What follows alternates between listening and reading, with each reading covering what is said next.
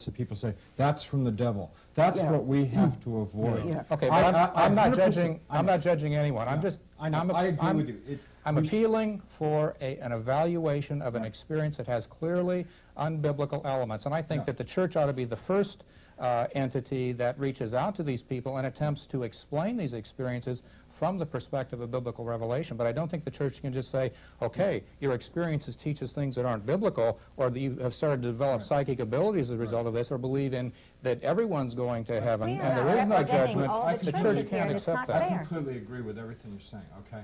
I hear you and I agree totally. I'm just saying that we shouldn't judge them before we know what they're about. And the other thing that we should do is to help these people process them, because another way that Satan can work is a person has an experience that they can't even think of the words to describe.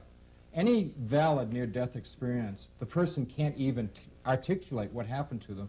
And Satan can move in on that person who's very vulnerable, very vulnerable at that time, because something's happened that they can't articulate. And Satan comes in and, like, interjects a lot of garbage, a lot of occult stuff into them, and they're welcomed into New Age cults with open arms, and the churches are going, like, we don't understand it, we're suspicious of it, get out of here. That's exactly right. It's what Nancy says, I think, is true.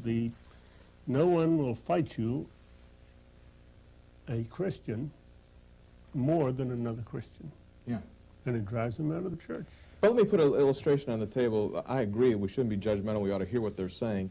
But what if the guy says to you, and I've been in a lot of the psycho wards, and just to, counsel and all this kind of stuff, but the fact is, let's say that a fellow's been on drunk, okay, and he's been drinking all weekend, and he says, Maurice, look at that pink elephant.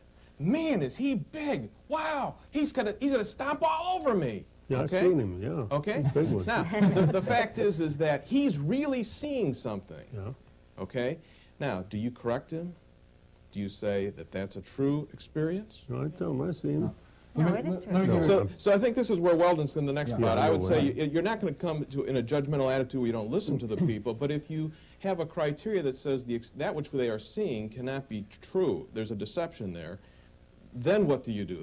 We're the next spot. John, but for the grace of God, there go I. I've had a lot of experience as a non-Christian and as a Christian, and my whole desire is to lead people to Christ. And I have a just a love for Scripture and the truth, and what grieves me is when false conclusions are drawn about an experience that has eternal consequences. The last thing I want to do is come across as judgmental to anyone or uncaring or unloving. I love these people. That's why I want to have them evaluate the experience from a biblical perspective. Is it true? And to support your point of view, I saw a woman on television on a national show said, I saw this experience. There is no Satan. There is no evil. There is no hell. Everybody's going. And I'm like, I was about to smash my TV because she's speaking to millions of people as if she has authority, and it was all lies she was saying.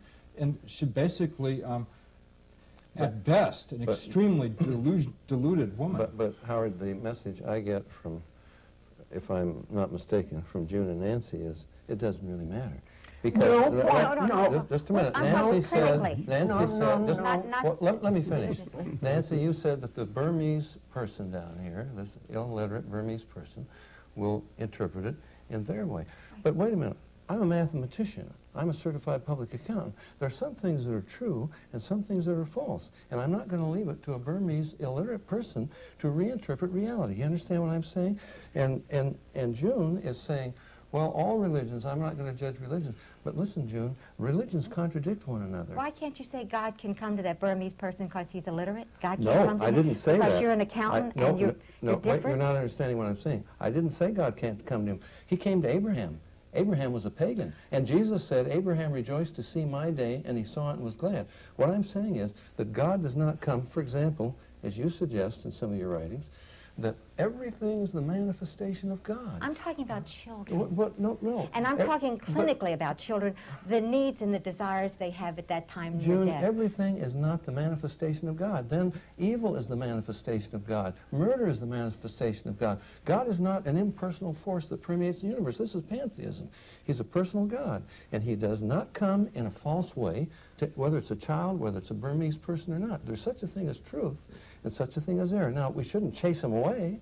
I wouldn't want to do it in that manner. I am but if I care missing for your them, point about this Burmese peasant. Right. Are you saying if he does not, speaking Burmese, utter the words that you would like to have him say, that it's a deceptive experience?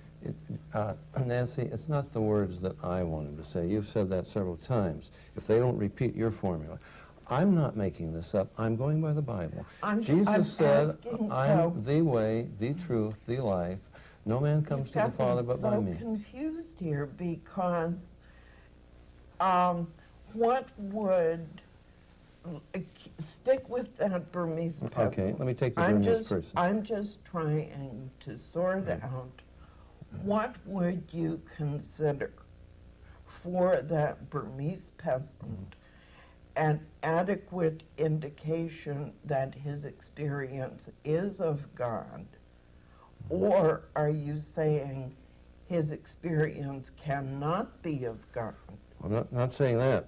Romans chapter 1 tells us, and this is what I believe, and so I'm answering you in biblical terms, that everybody on the face of this earth, whether they're Burmese or Chinese or American, whoever they are, they all know from the creation, from the universe about them, that God exists. It couldn't happen by chance. Furthermore, they know that God is a personal God. You can't make a brain, you can't make a person by an impersonal force.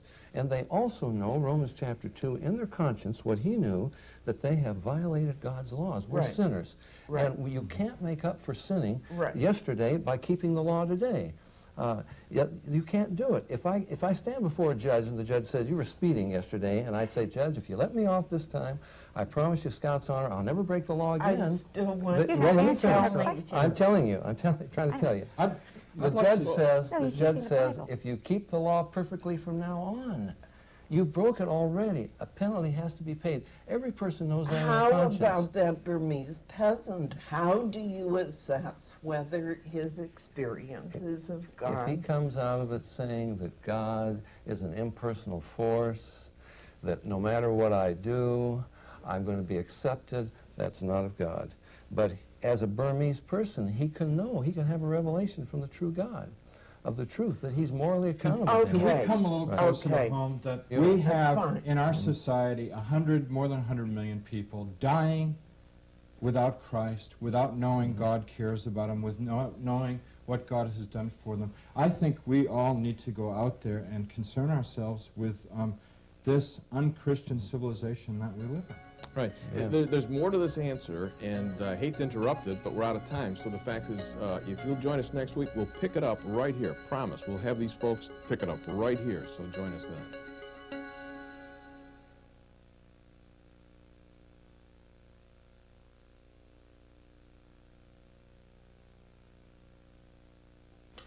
Welcome to our program. We're talking about the experiences that approximately 13 million Americans, maybe more, have had, called near-death experiences, clinical death experiences, where they, in a moment, are taken out of their body, or they are going through a tunnel, they see a great white light.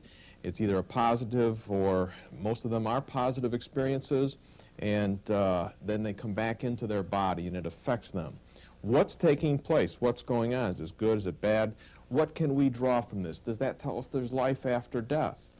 Around this circle, we have talked about the fact that some of the people that are having near-death experiences, such as Howard here, had bad ones, hell experiences. They went to hell, and they didn't believe it. He was an atheistic professor at the university, chairman of the department, and knocked religion, knocked belief in God, yet comes back and finds himself in a hell experience. It comes back, changes his life, he becomes a Christian, goes into the ministry.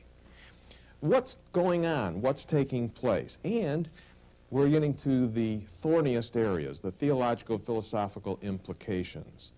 And June, I'm going to take your point, and I would like to push it on them, and then I want you to back me up on this, okay? You deal with a lot of people, children. Right. And what you were saying is that if you put a theological interpretation on this experience that they're having, and you would like to change it from what other people are thinking theologically, because into the hospital can walk people that are skeptics, people that are Jewish, people that are Protestant, people that are Catholic, people that are Muslims, people from all